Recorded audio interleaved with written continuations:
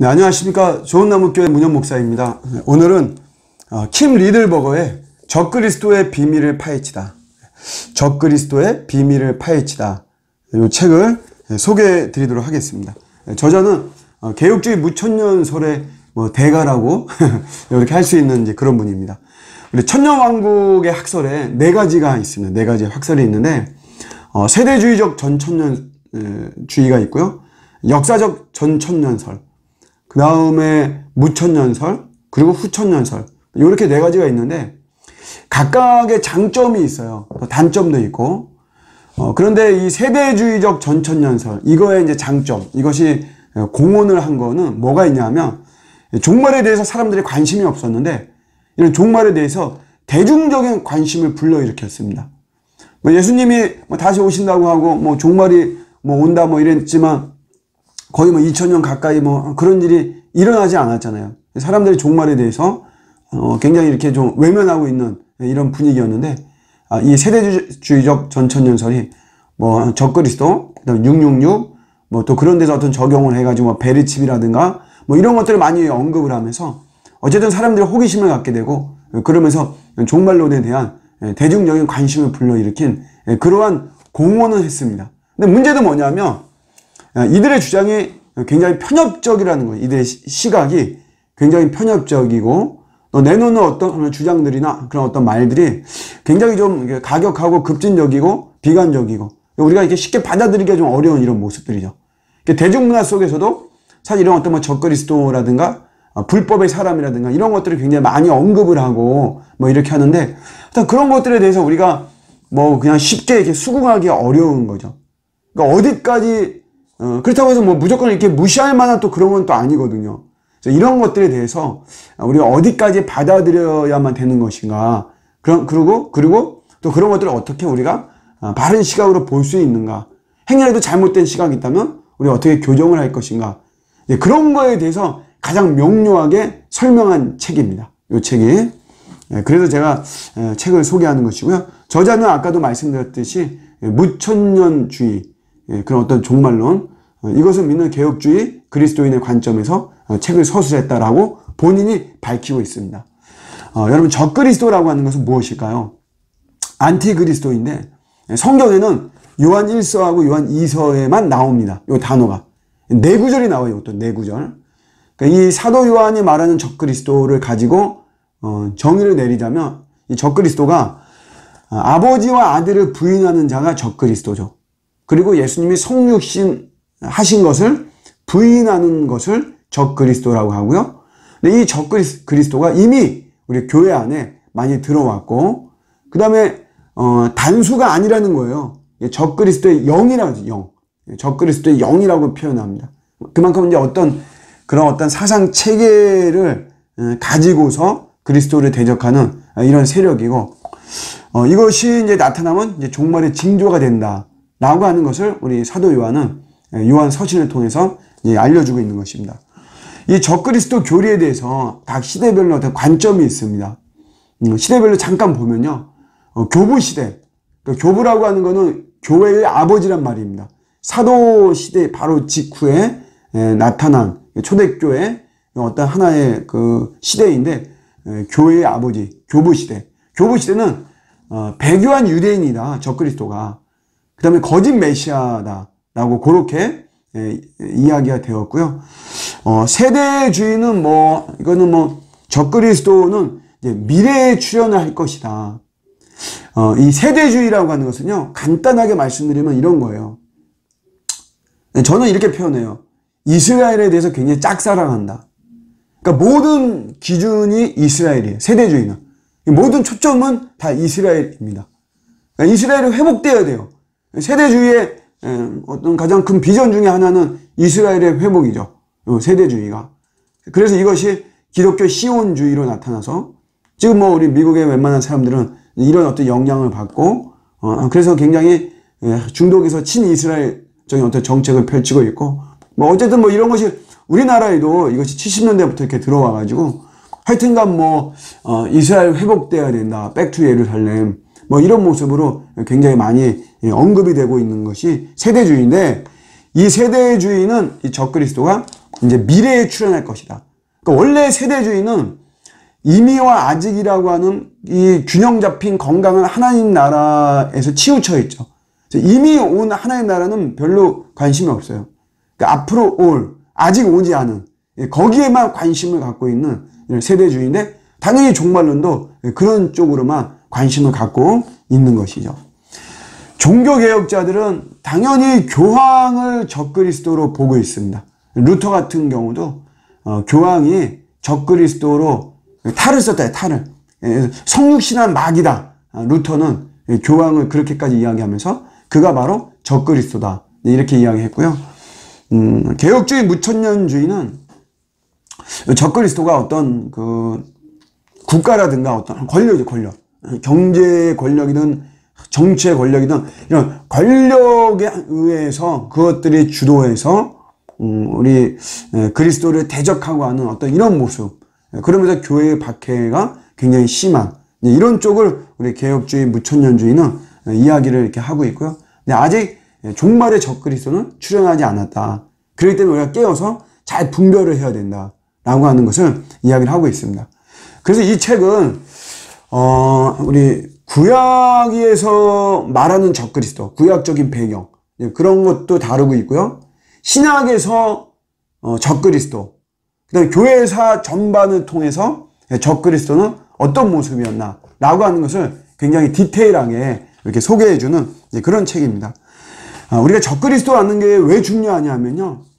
이 적그리스도의 출현은 결국은 이제 우리 세계의 종말, 그 다음에 예수님의 재림과 이것은 연결되어 있는 것이죠. 그렇기 때문에 우리가 적그리스도를 항상 지금 우리가 지진이 일어나고 쓰나미 일어나고 이런 모든 것들이 단순한 자연재해를 넘어서 그런 것이 우리 주님은 다시 오신다 라고 하는 어떤 재림의 징조의 모습이 있는 것이잖아요. 그런 것처럼 적그리스도도 그러한 예수 그리스도의 재림과 또 최후 심판 이런 거하고 다 연결되어 있기 때문에 우리가 유심히 바라보고 잘 분별하는 것이 굉장히 중요하죠. 이 책에서는 요한이 말하는 적그리스도, 그 다음에 좁은 의미의 적그리스도, 또 넓은 의미의 적그리스도로 이렇게 좀 이야기할 수 있는데요. 요한이 말하는 적그리스도는 우리 성경에 나와 있듯이 이미 교회 안에 적그리스도가 존재한다는 거죠. 그 당시에도, 초대교회, 그 당시에도 이미 적그리스도가 존재해 있고요. 그럼 당연히 이거는 계속해서 우리 교회 안에 적그리스도가 이렇게 있는 것이죠. 한 명이 아니라 다수이다. 거짓 교세의 어떤 무리이다. 그 다음에 그것이 사람이 아닐 수도 있다. 이렇게 이야기하는 거죠. 그래서 적그리스도의 영이다. 이렇게 이야기하는 거예요. 그 어떤 영에 사로잡힌 어떤 하나의 어떤 이단이면 이단 체계, 또 어떤 정치, 어떤 권력의 어떤 그 체계, 그런 것들이 체계적으로 우리 예수님을 대적하는 이런 것이 사도 요한이 말하는 적그리스도이다. 이렇게 이제 이야기를 하고 있고요. 좁은 의미로서는 이런 적그리스도가 이미 존재하고 불법의 세력과 손을 잡고 있다는 거죠. 그런데 이 불법의 세력은 우리가 실체를 잘 알 수는 없지만 어떤 힘에 의해서 이것이 억제되어 있다. 막는 자다 이렇게 이야기하죠. 막는 자에 의해서 억제되어 있고. 그래서 우리가 이것 때문에 사실은 우리가 치우치지 않을 수가 있습니다. 여기저기서 우리가 적그리스도 어떻게 막 이야기하더라도 그런 것 때문에 너무 극단적인 공포에 우리가 빠질 필요가 없어요. 왜냐하면 막는 자가 있습니다. 막는 자. 복음에 의해서 이게 막히는 거죠. 그래서 저희는 그냥 우리 교회들은 그냥 복음을 그냥 성실하게 전파하면 되는 것입니다. 하나님의 어떤 권능과 섭리 속에서 하나님이 다 막고 있다가 요한이나 이제 바울은 때가 되면 이제 그 억제를 이제 해제한다는 거죠. 그러면 이제 그때 이들이 그러면 적그리스도가 다 장악하느냐 그런 것이 아니고 주님이 오셔서 이제 모든 것들을 다 완벽하게 정리하실 것이다 라고 이렇게 이야기를 하고 있는 것입니다. 넓은 의미의 적그리스도로는 어떤 이제 종말론적인 인물로 많이 따지죠. 그래서 어느 정도의 몽타주가 그려져 있어요. 초대교회 당시에는 네로죠, 네로. 네로 같이 그렇게 그러한 악한 성향을 가지고 교회를 핍박하고 그리스도인을 핍박하는 그런 자들이 적그리스도이다라고 이렇게 이야기를 하는 거죠. 그래서 요한계시록 13장에도 이들이 짐승의 모습으로 나오고 삼위 하나님을 굉장히 많이 패러디하는, 모방하는 모습이 굉장히 많이 나오는데, 이제 그런 것들을 우리 이 책은 아주 섬세하게 잘 다루어주고 있습니다. 또 적그리스도 이야기하면 아무래도 빼놓을 수 없는 게 666이죠. 666. 요한은 이것을 사람의 수라고 했습니다. 그러니까 네로와 같은 어떤 특정한 인물이 배경이지만 이제 그거를 또 딱히 네로라고 할 수는 없는 것이죠. 그 당시에는 그렇게 볼 수도 있죠. 우리가 게마트리오라고, 이것도 뭐 설명하면 좀 오래 걸리지만 그 어떤 숫자로 이제 사람을 이제 그 지칭하고 하는 건데, 뭐 그런 것들이 다 뭐 네로다 뭐 이렇게 해가지고 그 당시의 배경으로는 이렇게 지칭할 수 있지만 딱히 그를 666이다라고 이렇게 하기에는 좀 무리수가 있는 것이에요. 그런 것을 이야기를 합니다. 예전에 저도 이 책을 보고 알았는데, 레이건 대통령이 있었잖아요. 레이건 대통령. 그때 레이건 대통령도 이름이, 정확한 이름이 로널드 윌슨 레이건인데 전부 다 철자가 6철자로 되어 있대요. 그래서 모두 18철자. 로널드 윌슨 레이건. 그래서 이 레이건이 666이다. 이렇게도 이야기하고, 전에 소련의 서기장이었던 고르바초프. 여러분 혹시 기억하실지 모르겠어요. 이마가, 저도 이마가 좀 넓은데, 그 고르바초프도 이마에 반점 같은 게 있고, 그래서 그게 짐승의 그런 표나, 그래서 그 고르바초프가, 666이다. 이제 이런 이야기도 있고 막 그랬죠. 그런데 이제, 결국 이 책에서 이제 말하는 거는 그런 어떤 인물을 밝히는 게 중요하기보다도 그 숫자가 무엇을 의미하느냐, 그거 아는 게 더 중요하다는 거죠.